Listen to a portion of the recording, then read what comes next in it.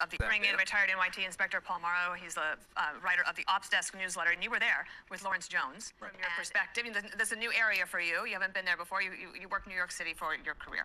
So what did you see there that gave you any sort of idea of what might have happened? So the best way I could describe the atmosphere in town is that you have this very idyllic, historic college town nestled in the foothills of the Rockies, and the atmosphere is like evil has come to town. Okay, it's very incongruous to see something like this happen there, and you can see it affecting the community. As Dan said, you see a lot of support. You see, they're on edge. You see a lot of 911 calls, but you see a lot of support. You see signs everywhere to support the victims, etc. But what you also see are the flyers everywhere from Moscow PD asking for help with the investigation. Okay, you're out there with Lawrence Jones. Lawrence had this on Saturday night. Just want to play a clip of this. This is with Aaron Snell there. He works with the communications department in Idaho State.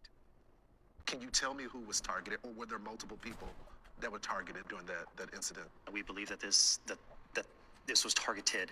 We have not come out and said it's targeted to one person or to multiple people. That's all part of that investigation that ultimately will come out. But just right now, it's pretty pertinent to our investigation. So targeted. All right. So what does that mean? There's been a lot of focus on that. I can tell you, without having any inside information other than what's public, that from my estimation, Lawrence and I walked the area, and to be in that area where this house is, you got to want to be there. It's not something that you just happened upon. It's kind of remote. You got to go up this hill. The house is nestled against the hill, and it's a very nested area. There's a lot of student housing around there. They're kind of all jumbled together on top of each other. There's a lot of undergrowth. It's not as wooded as it looks online, but there's a lot of undergrowth that could potentially hide, let's say, where the murder weapon might be. Okay. There's no cameras. We canvassed the area for cameras. We don't see any cameras, Lawrence and I. But it's interesting to me, some of the things that we found out from the press office and from Moscow PD. They did do a grid search. They deployed a dog in that area to look for the weapon and maybe an escape route by the perp. Not all the DNA is back, so that's a hopeful sign. They may still be able to develop something off of that. And I do think that the forensics are starting to come back. You see an updated timeline.